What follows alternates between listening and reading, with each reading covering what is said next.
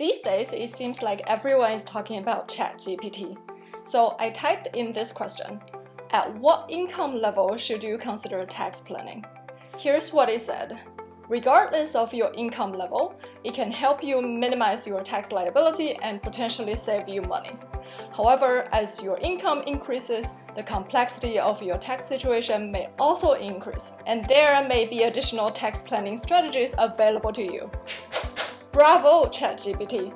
It's absolutely right and to the point. However, it wasn't able to give me the specific techniques. So in this video, I will discuss the common tax planning strategies regular employees could use to minimize taxes and supercharge their wealth accumulation. So make sure to stay till the end. This video might save you thousands of dollars in taxes and change your mindset forever. And since this video has a lot of information, getting some snacks and beverages while watching might be a good idea.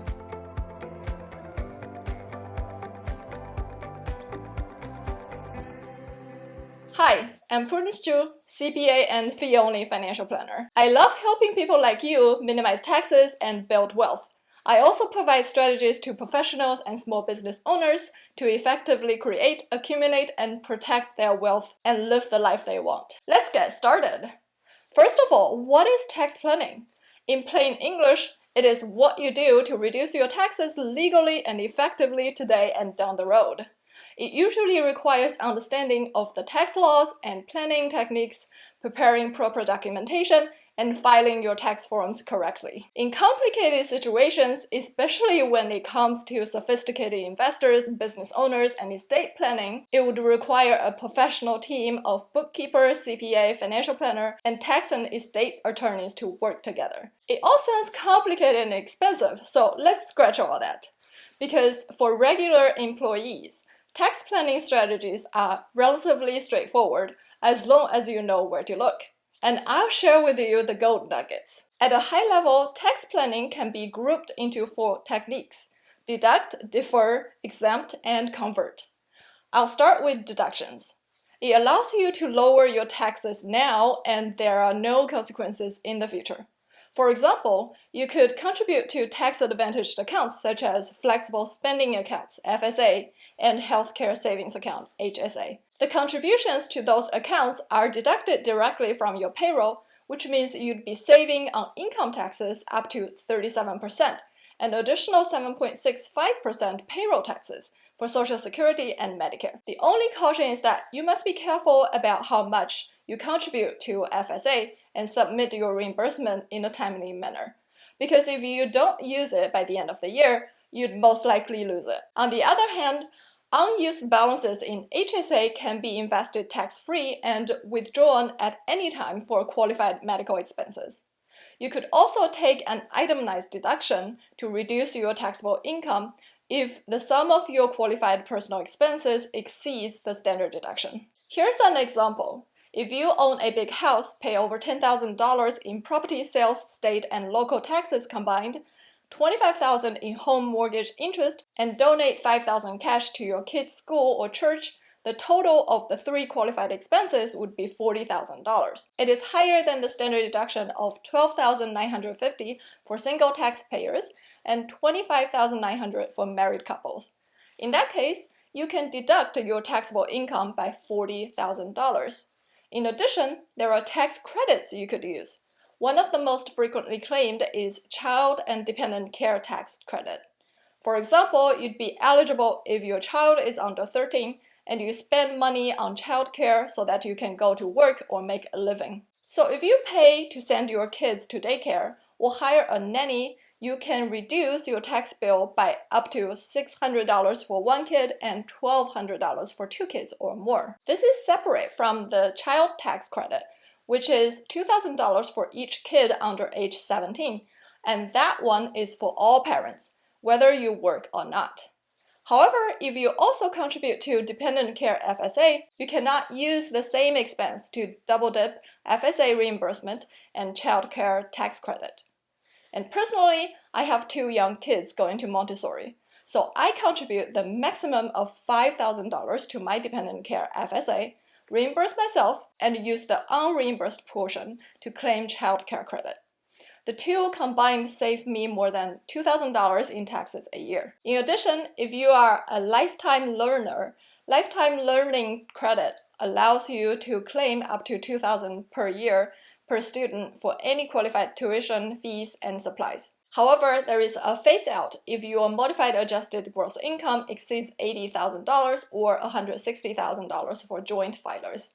Separately, if you are paying interest on your student loan, you can reduce your taxable income by up to $2,500. The second tax planning technique is to defer, meaning moving your tax liabilities from the current year to the future, or as tax professionals call it, kicking the can down the road. The benefit is that you can get some cash flow from reduced taxes now and potentially make some money if you invest it correctly. It would also gain you more time in plan and structure your future tax liabilities. The first category of tax deferral is using pre-tax retirement accounts. There is traditional IRA for people without employer-sponsored retirement plans, 401k for the private sector, 403b for the nonprofit organizations, and 457 for state and local public employees. The current year's contributions would reduce your taxable income. Instead, you will pay ordinary income tax when you withdraw the money in the future, ideally after age 59 and a half to avoid that 10% early withdrawal penalty. Different accounts have different contribution limits, and they change over time. If you are less than 50 years old, IRA limit in 2023 is $6,000.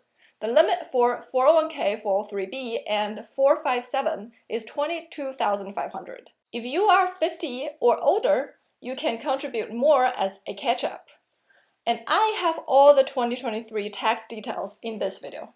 Also, if both 403b and 457 are available, you can contribute to both, so deferring taxes on up to $45,000 plus applicable catch-up in 2023 into future years. The second category under deferred tax is investments in tangible assets, such as real estate, gold and silver, collectibles, including artwork, etc. Unlike putting money in savings accounts or buying stocks and bonds, tangible assets don't usually generate interest income or dividends, which would be taxable every year.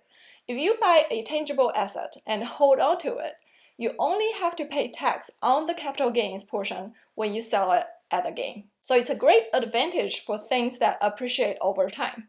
In addition, if you hold real estate for more than a year, it would be subject to more favorable long-term capital gains tax, which would be 15% for most people, and 20% for people making around $500,000 a year or more, instead of the ordinary income tax rate, which could be as high as 37%. Gains on precious metals and collectibles, however, will have a flat tax rate of 28%. I also have to point out there's a unique tax advantage of investment real estate. You can generate a book loss by taking depreciation, and the loss can be used to offset other passive income. Moreover, if you use cost segregation and take bonus depreciation, the deduction could be as high as 40% of the property value in the first year.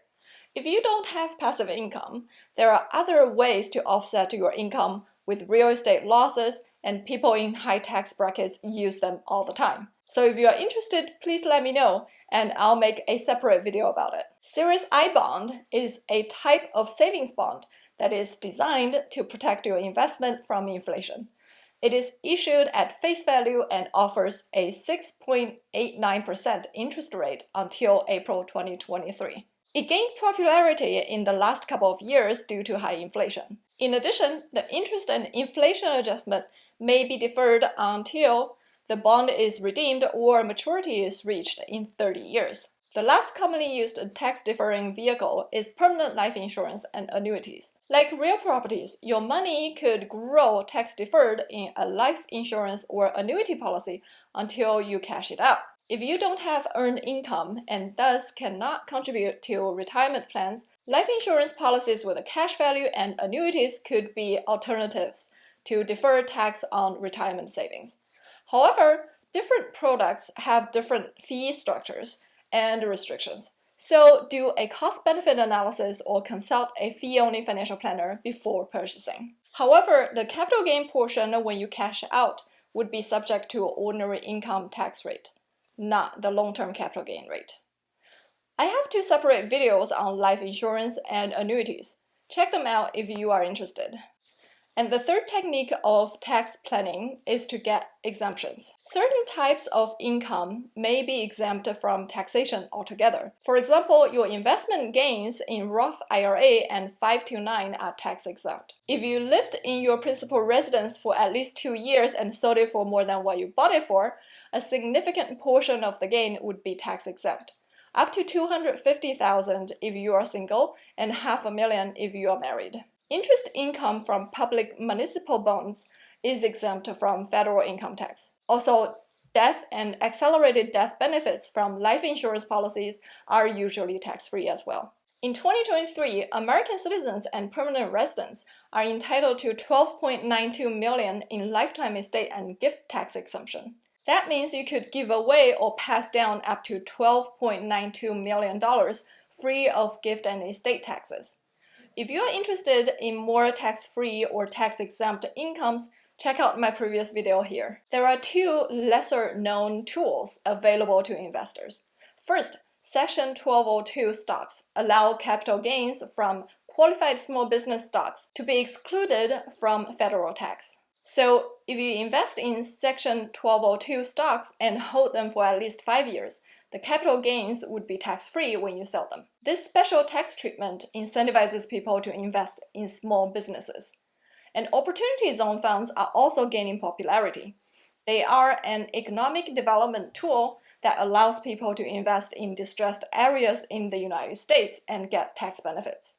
Not only will you be able to defer all the capital gain tax by contributing the money in an opportunity zone fund, you will also get increases in your tax basis over the years. If you hold the investment for 10 years, you could avoid all capital gains tax when you exit. It's most commonly used when there is a big vesting of company stocks or an exit of equity holdings. Last but not least, we have conversion. Converting income from one type to another can also minimize taxes. There's a long list of things you could do here. For example, you can convert money from a traditional IRA to a Roth IRA. Although you will have to pay ordinary income tax on the amount you convert, once the money is in the Roth IRA, it can grow tax-free, and you will not have to pay taxes when you withdraw them in retirement. You can sell an investment that's losing money and use that loss to reduce your taxable capital gains and potentially offset up to $3,000 of your ordinary income. This is called tax loss harvesting. You could hold your investments for more than a year before you sell it, versus trade within a year. You'd convert the short-term gain, which is subject to the ordinary income tax rate, to a more favorable long-term capital gain tax. If you have company stocks, you could take a lump sum distribution and use net unrealized appreciation, which converts the difference between the cost basis and the market price from ordinary income to long-term capital gain. You could also shift some income to your family members to benefit from their lower tax brackets, or use a custodial brokerage account for your kids to teach them how to invest and take advantage of their low tax bracket for the first $2,500 of unearned income. However, you'd have to evaluate the impact on their future financial aid application for college. And if their capital earnings exceed $2,500 in 2023, you'll have to pay kiddie tax, which would be the same as the parent's marginal tax rate. Because of the big impact on financial aid and kiddie tax, custodial brokerage accounts are less attractive than retirement and 529 account, but might still be helpful in certain situations. Custodial Roth IRA would be a better option for most people, but the kid would have to have earned income in order to contribute. It is important to note that tax laws and regulations can be complex and may vary depending on your specific situation. Therefore, do your research or consult an experienced tax professional to ensure you take advantage of all available tax planning strategies and minimize your tax liability effectively. I hope today's video inspired you to reduce your tax liabilities and achieve your financial dreams. If you liked it, please give it a thumbs up and share it with others. Please subscribe to my channel to learn more tax and wealth strategies to build the life you want. See you next time!